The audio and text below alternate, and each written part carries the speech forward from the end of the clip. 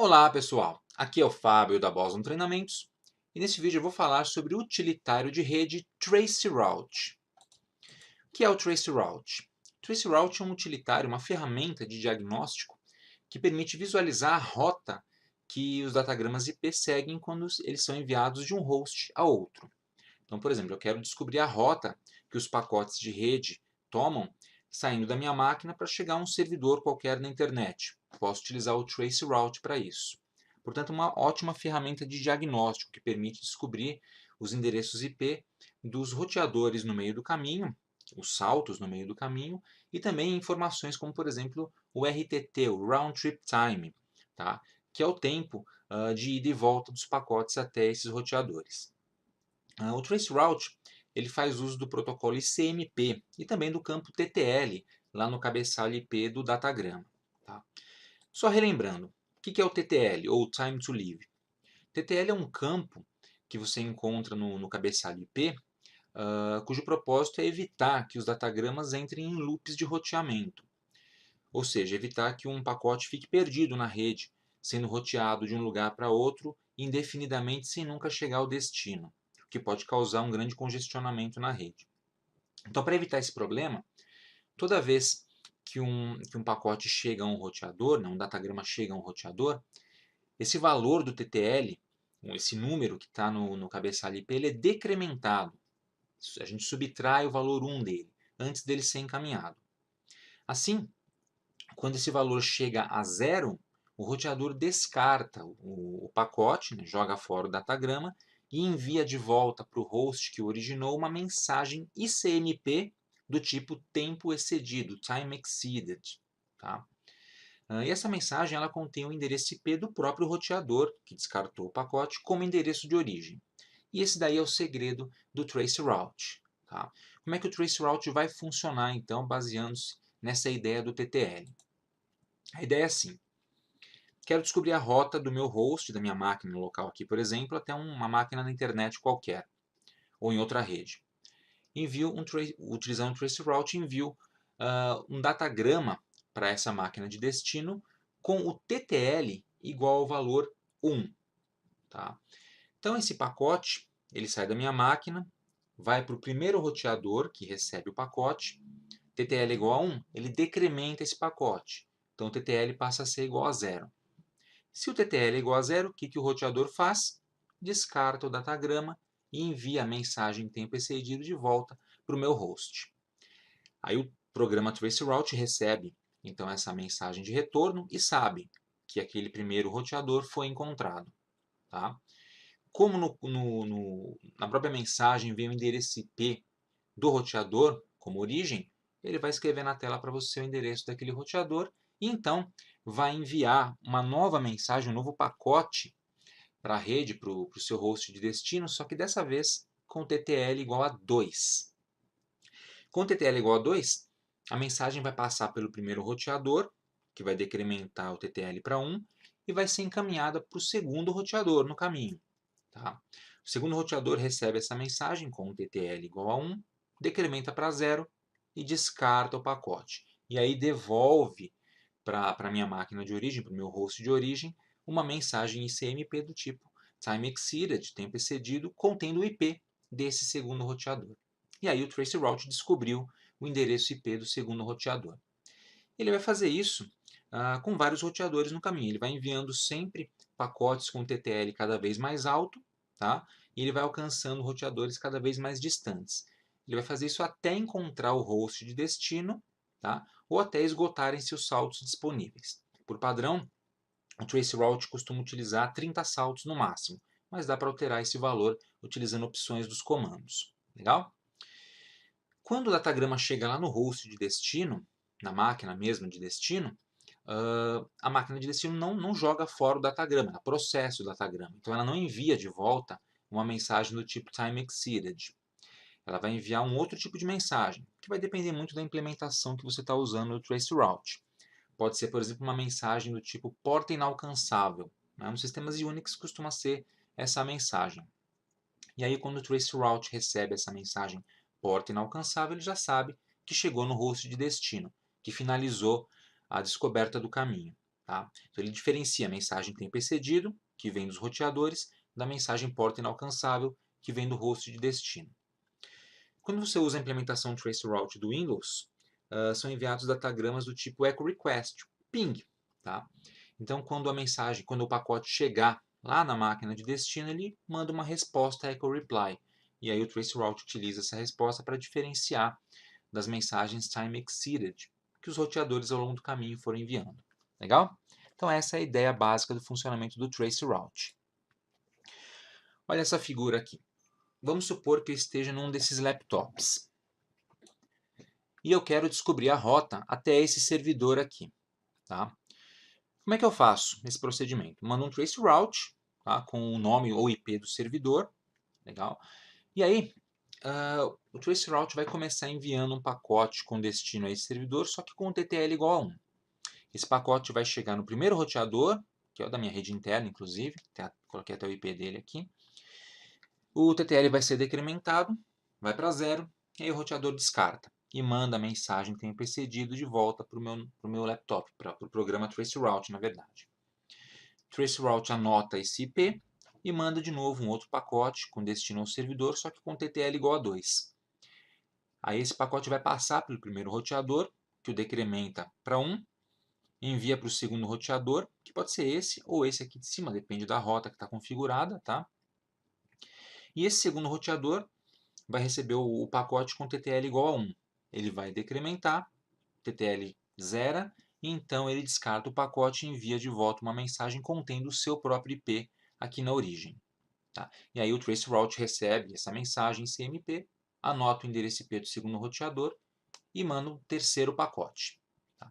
Esse terceiro pacote vai passar pelo primeiro, pelo segundo e vai ser zerado, o TTL dele vai ser zerado no terceiro roteador, que envia de volta, mais uma vez, a mensagem em CMP. Isso vai acontecer até a mensagem chegar lá no destino, legal? Ou até que o número de saltos configurados se esgote. Okay? Ao chegar no destino, o servidor recebe o pacote, processa, normalmente, e envia de volta uma mensagem,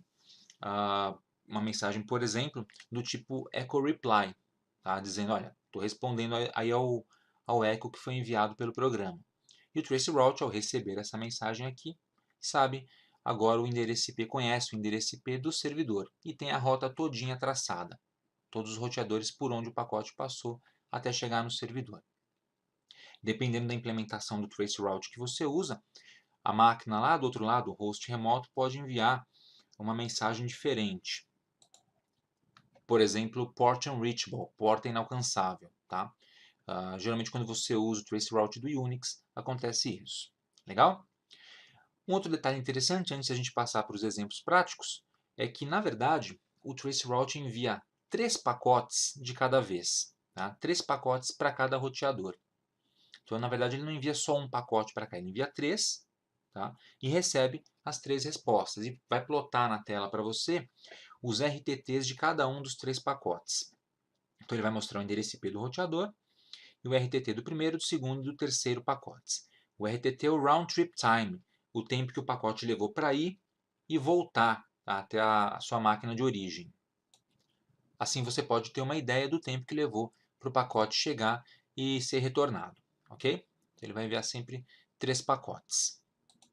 Então essa daqui é a ideia básica do funcionamento do traceroute. Para usar o traceroute, a gente vai usar comandos no prompt do Windows ou no terminal do Linux, por exemplo. No Windows, a gente utiliza o comando tracesearch, não a palavra traceroute, é tracesearch. E no Linux, ou sistemas Unix em geral, S10, etc., a gente utiliza o pacote traceroute. Tá? É muito comum no Linux você ter que instalar esse pacote, ele às vezes não está na sua distribuição. Então, por exemplo, se você utiliza o Linux Ubuntu, você dá um apt-get install traceroute e vai estar disponível esse pacote para você. No Windows não precisa instalar, o programa já está lá disponível. Tá? Então, eu vou fazer uma demonstração do uso do traceroute para traçar uma rota e depois eu vou capturar os pacotes no Wireshark para mostrar o que aconteceu. Então, vamos lá. Tenho aqui uma máquina Windows, tá, que eu vou utilizar como máquina de exemplo. Estou com o terminal aberto, o prompt de comandos, e eu vou utilizar o programinha tracesearch. Tá? Se você quiser usar o Linux, utilize traceroute, vai dar no mesmo. E eu quero traçar a rota para um site da internet, por exemplo, www.bosontreinamentos.com.br. Tá? Dou Enter e aí ele começa a rastrear essa rota. Veja que ele faz primeiramente uma resolução para descobrir o IP, né, do host de destino, e ele diz que vai usar no máximo 30 saltos. E aí ele começa a numerar os saltos. Cada um desses números equivale a um dos roteadores no meio do caminho. Veja que eu tenho 3 colunas com números de tempo, né, temporização, milissegundo, milissegundo, milissegundo, que são os RTTs, os Round Trip Times, de cada um dos 3 pacotes que é enviado em cada salto. Tá? E aqui o endereço IP, ou o nome de domínio e endereço IP de cada um dos hosts no meio do caminho que ele conseguiu identificar. Então, olha que interessante, ó. Já estamos aqui no salto 11, ele continua identificando, no salto 12 ele parou. Tá? Ele identificou então que a rota até o bosontreinamentos.com.br passa por todos esses endereços, esses roteadores aqui, até chegar no destino, que é esse último endereço, 186.202.105.3.82. Legal? Veja que os round trip times eles são relativamente altos, tá, para essas máquinas e muito baixos para a primeira, porque o primeiro roteador na minha rede, na verdade, é o roteador da minha rede interna aqui. 192.168.1.1 é o que está do meu lado aqui, onde o meu computador está conectado. Beleza? Então, conseguimos traçar a rota até o Boson Treinamentos. Agora eu vou fazer o seguinte. Eu vou limpar a tela. Opa, aqui é CLS, estou acostumado com Linux. Então, limpei a tela. Agora eu vou gerar de novo esse tracert, só que eu vou capturar no Wireshark tudo o que está acontecendo. Então eu tenho o Wireshark aqui na minha máquina, conexão local. Eu vou dar um Start, ele começa a capturar os pacotes. Agora eu vou no Prompt e mando um Enter. Olha só, na hora que eu dei Enter já começou a aparecer um montão de pacotes. Vou aguardar enquanto ele faz todo o rastreamento de novo e vou deixar o meu Wireshark capturando todos esses pacotes aí. É rapidinho. A gente viu no exemplo anterior que com 12 saltos ele já finaliza para essa rota. O número de saltos pode ser variável, tá? Pode ser 20, 25, 30, o máximo é 30 aqui. Ou podem ser menos, depende da posição, onde está o host de destino. Aqui falta mais um para ele finalizar. Vamos aguardar um pouquinho. Se por acaso um dos itens aqui no meio do caminho, dos roteadores no meio do caminho, não responder, ele vai colocar um asterisco no lugar da temporização, do RTT. Então, se aparecer um asterisco, significa, opa, aquele cara não respondeu em até 5 segundos, que é o tempo padrão dele. Bom, já capturei todos os pacotes que eu queria. Agora eu vou parar a captura aqui no Wireshark. Tem muitos pacotes aqui, muitos mesmo. O que eu vou fazer é mandar filtrar. Eu vou aplicar um filtro de ICMP. Tá? ICMP, que é o protocolo utilizado pelo traceroute. Apply. E agora ele mostra só os pacotes ICMP. Beleza? Desde o pacote 1 até os demais. Bom, 192.168.1.109 é essa máquina mesmo, esse computador Windows. Tá? O destino é 186.202.153.82. Tá? Quem que é esse cara? Ó? É o bosontreinamentos.com.br. É o endereço que foi resolvido. Ok? Então ele manda o pacote para lá, um echo request, e olha só que interessante, TTL igual a 1. Tá? Se a gente abrir o pacote aqui embaixo, eu vou abrir o cabeçalho IP. Ó, time to live 1. Certo? Com o time to live 1, ao chegar no primeiro roteador, ele já é descartado. E o roteador está aqui, ó, 1.1. Tá? Esse cara aqui é o roteador 1.1. Ele já me manda de volta a mensagem time to live exceeded. Tá? Tempo excedido. Ele faz isso aqui algumas vezes, né? O pacote é enviado algumas vezes. E aí, a cada roteador ele vai incrementando o TTL. Aqui eu tenho TTL igual a 3. Nesse outro pacote, TTL igual a 4. Olha que interessante. TTL igual a 5, nesse grupo de pacotes. TTL igual a 6. esse grupo de pacotes, e assim por diante. Ele deve ir até o 12, não é isso? A TTL igual a 11, até aqui ainda está passando pelos roteadores. TTL igual a 12. Veja o que acontece quando chega no TTL igual a 12. Acabam as mensagens time to leave exceeded. Não tem mais essa mensagem de tempo excedido. Porque no 12º salto ele chegou lá na minha máquina de destino. Tá?